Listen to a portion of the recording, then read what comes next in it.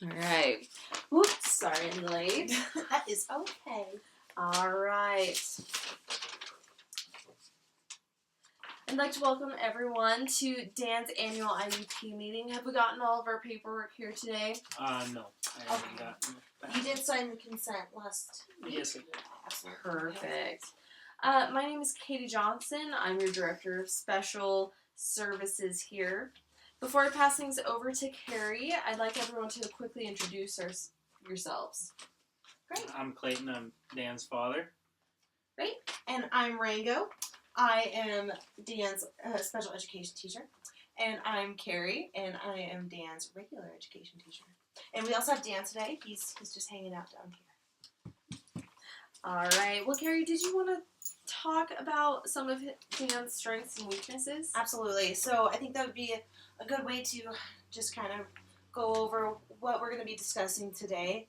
So of course I'd like to start with Dan's strengths. As y'all probably know, Dan has a great sense of humor, and he is accepted really well by his peers.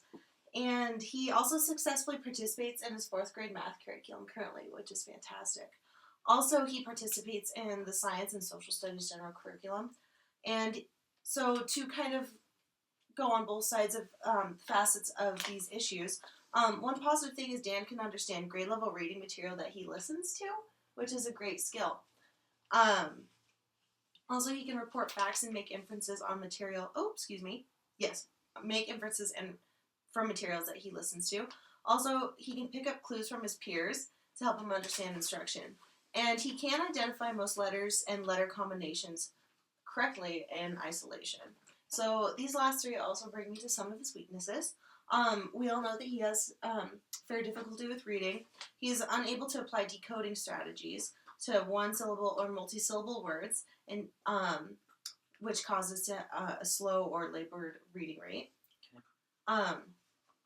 Also, he has some difficulty writing, and he has difficulty following directions, which is something that we're kind of working with, and we'll talk about later. But he can follow 1 to 2 step directions. Also, his written work contains some spelling errors, lack of necessary punctuation, and his sentences are only currently 3 to 5 words. Okay. Clayton, did you have any questions you wanted to? No, we're really proud of Dan where he's at in his math, and we're proud of him socially. Seems like he has a lot of friends. And, there is a concern about where he's at in his reading and writing skills. He's pretty far behind. We're wanting to know what your guys' plans were on kind of getting him caught up this year, or get him to where you think he needs to be. Sure. Okay. Well, before we go forward, maybe we can have Rango talk about a few things on Dan's IEP. Okay, thank you. So, like we mentioned earlier in some of his weaknesses, Dan has, we have some concerns as far as, his ability to follow directions and his current reading. And so what we have diagnosed him as, and we're still working on it, is that, Dan has a learning disability, but we believe that's issues regarding his working memory, which, like I said before, affects both his ability to follow instruction and his current reading skills. Okay. So, some current performance indicators to kind of work through this. Dan's currently reading at 110 words per minute, and he has about 8 to 10 errors, and his independent reading level is at 2nd grade currently. Also, Dan can follow 1 to 2 step instructions and directions, and we're also working on developing that skill. Right now, Dan is not able to read classroom materials independently. So, with that being said, some valid interventions that we're working on right now, and is seeming to be fairly successful, extremely successful in some cases, is that Dan's provided with an assignment notebook, and that really helps him stay organized and know what's going on. Also, when it comes to testing, it really works well if his tests can be read to him. And also, he works, he has a lot of friends in school, and peer tutoring really is an effective way for him to complete his written assignments right now. Also, one thing that we're working on is implementing a positive behavior plan for following directions. And there's a lot of components to that. I'd be happy to walk you through it. Also, we're working on some new strategies, and one is to continue to check for understanding when we are addressing what he needs to be doing throughout the day. And so having him ask or having him repeat to me what I had just said. Let's see here. And so you can see on this current draft, there's a lot of other things. Some things that I would like to add is just something that I can discuss with Carrie is how his worksheets are formatted and making sure that there's more white space, and that's supposed to really help with children with working memory issues.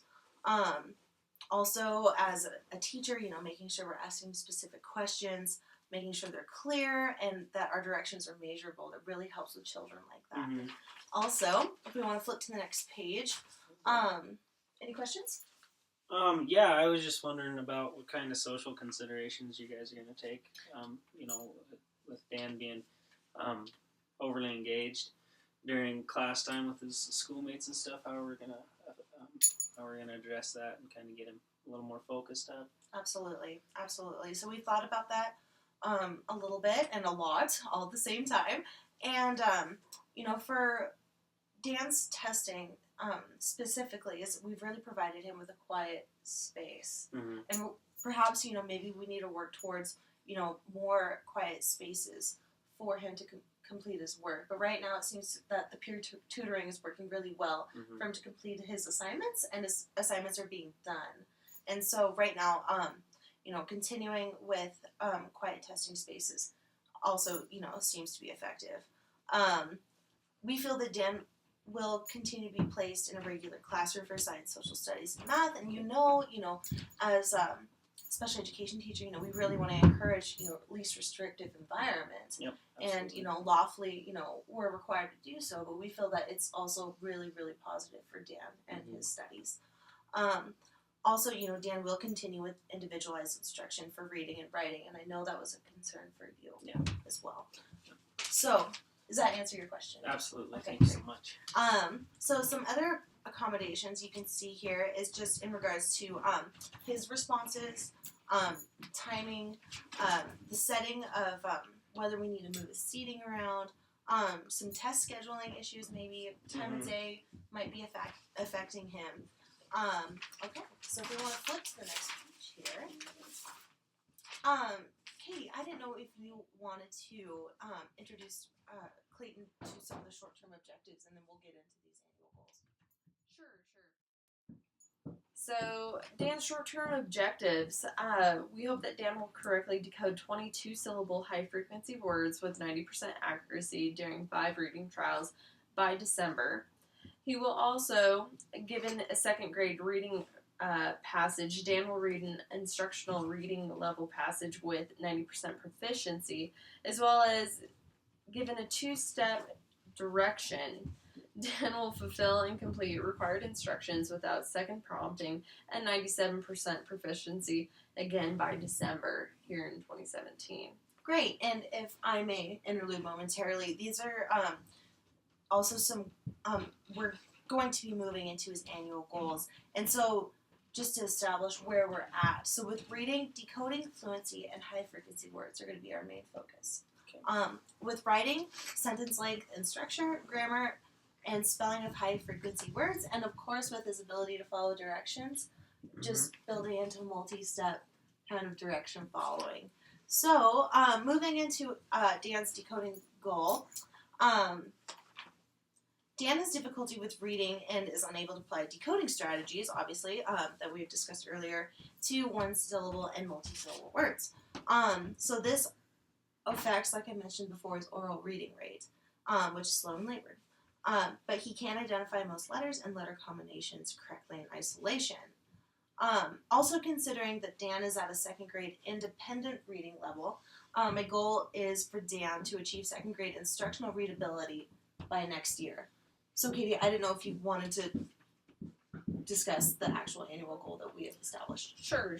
So our first goal here is, given a passage at second grade instructional readability, Dan will be able to decode 1 to 2 syllable words at 90% proficiency, as assessed by running record by June 5th of 2018.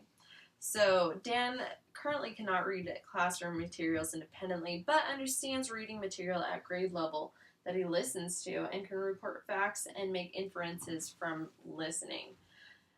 This affects Dan's ability to complete grade level reading and writing activities independently. Currently, Dan reads at 120 words per minute, with 8 to 10 errors at his independent reading level of 2nd grade. So, moving on to his second goal. Given a 3rd grade reading passage, Dan will read the passage independently and retell the passage in a reading conference by correctly identifying the main character's plot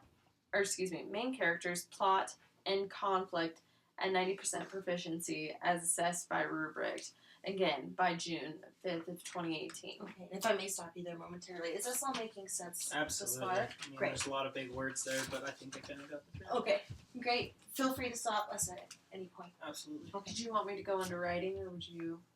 Sure, I can take over for a minute. So, moving into the annual goals for Dan's current writing skills.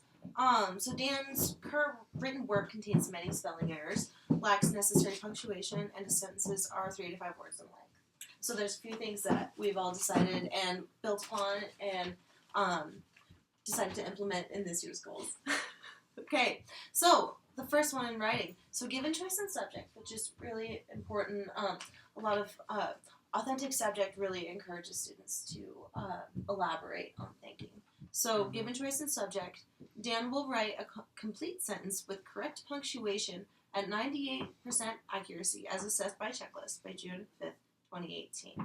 And this can be any length, but we're just really working on complete sentences with solid punctuation. Okay? So second annual goal in writing, this is working towards the spelling. So given spelling assessment, Dan will correctly spell high frequency words at the 3rd grade reading level with 90% accuracy as assessed by spelling inventory, which is a very different, more thorough way of examining spelling. And if you'd like, I'd be happy to send a copy home with you. Absolutely. Great. Okay. And this is also by the end of the year next year. So also given choice and subject again, Dan will write a sentence with at least 8 words, and this is to encourage longer sentence length. Mm-hmm. Spelling high frequency words correctly and correct punctuation at 90% proficiency. Mm-hmm. That's a lot to ask. So we're definitely willing to just encourage a lot of free thought. Mm-hmm. And 90% proficiency as assessed by checklist. Again, at June 5th, 2018. I'd be happy to get all of these assessments home to you. Yes. So lastly, if I may, Rango and I have been working on this quite a bit. Following directions. This is something that I think that you saw from, if you look back here, a lot of the social considerations, things that we're really working towards in his interventions. That Dan can pick up cues from his classmates, which is great. It's really great. To help him figure out what he's to do in class, and can follow 1 to 2 step instructions. But our annual goal is that given multi-step instruction, Dan will be able to complete an assigned task to his ability by June 5th, 2018. Perfect. Well, Clayton, do you have any more questions on Dan's IEP? No questions. Everything looks pretty cut and clear, and I think the kid's got a lot of work ahead of him, but I'm pretty optimistic about kind of the direction you guys got him going. So Perfect. Great. Thank you. Thank you. Thank you. Thank you very much. Thank you. Thank you, Rango. All right.